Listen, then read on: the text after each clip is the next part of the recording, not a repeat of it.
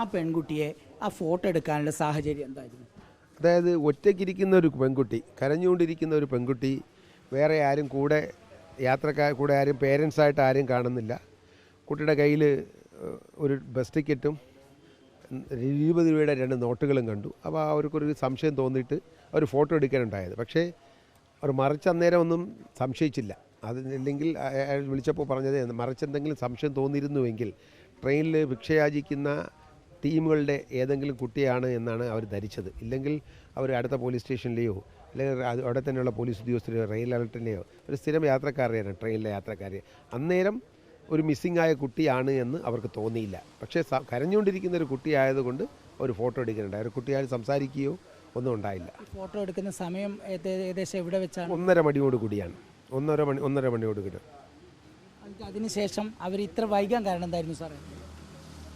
അതായത് കുട്ടി മിസ്സിംഗ് ആയ കുട്ടിയാണ് എന്ന് അവർക്ക് തോന്നിയിട്ടില്ല. കേസ് ഉൾപ്പെട്ട കുട്ടിയാണ് അല്ലെങ്കിൽ മിസ്സിംഗ് ആയ കുട്ടിയാണ് അവർക്ക് തോന്നിയത്. അവർക്ക് തോന്നിയത് ട്രെയിനിൽ ഭിക്ഷയാചിക്കുന്ന ഒരു കുട്ടിയായിട്ടാണ് അവർക്ക് തോന്നിയത്.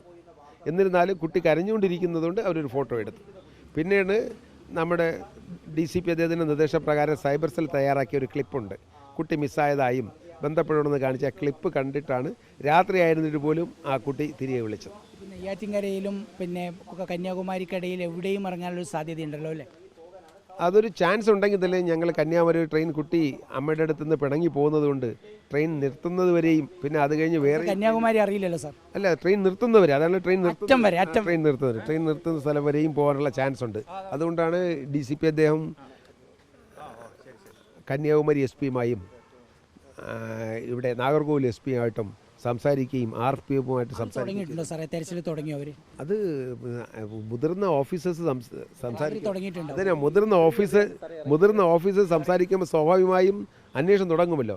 കൂടാതെ ഞങ്ങളത് ബാക്കപ്പ് ചെയ്യാൻ ഞങ്ങളുടെ ടീം ഇവിടെ നിന്നുള്ള ഞങ്ങളാണല്ലോ കേസ് മിസ്സായ ടീം തിരുവനന്തപുരം സിറ്റി പോലീസ് ആയതുകൊണ്ട് തന്നെ ഞങ്ങൾ കുറച്ചും കൂടെ ഇനിഷ്യേറ്റീവ് എടുത്ത് ചെയ്യാനായി SIയും വനിതാ പോലീസും ടീമും അടക്കം ആൾറെഡി സ്റ്റാർട്ട് ചെയ്ത് കഴിഞ്ഞു. കോൺഫറൻസ് കൂടി. അതെ, അതായത് രണ്ട് യാത്രക്കാരാണ് ഈ സംശയം തോന്നി കുട്ടിയെ നോക്കുന്നത്. ഒരാൾ ഫോട്ടോ എടുക്കുന്നത്, ഒരാൾ നെയ്യാറ്റിൻകര ഇറങ്ങുന്നു, ഒരാൾ പാറശാല ഇറങ്ങുന്നു. പാറശാല ഇറങ്ങുന്ന കുട്ടിയോടും വിളിച്ച് ഞങ്ങൾ കൺഫേം ചെയ്തു. കുട്ടി പാറശാല ആ യാത്രക്കാരി ഇറങ്ങുമ്പോഴും കുട്ടി യാത്ര തുടരുകയാണ്.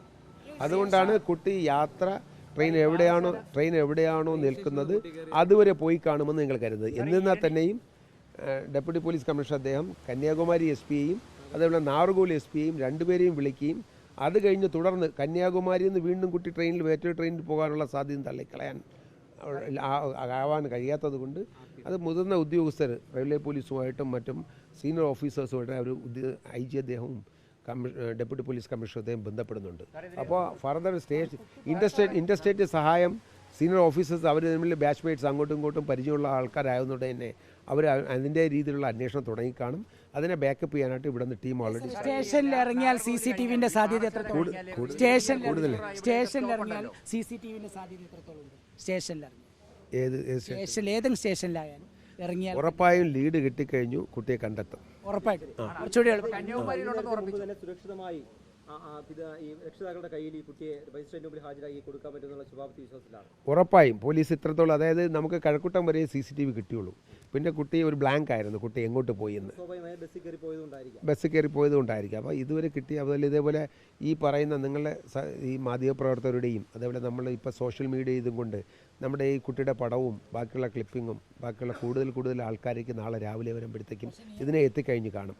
അപ്പോൾ തന്നെ കുട്ടി ഏതെങ്കിലും കടകളിൽ നിന്നോ മറ്റോ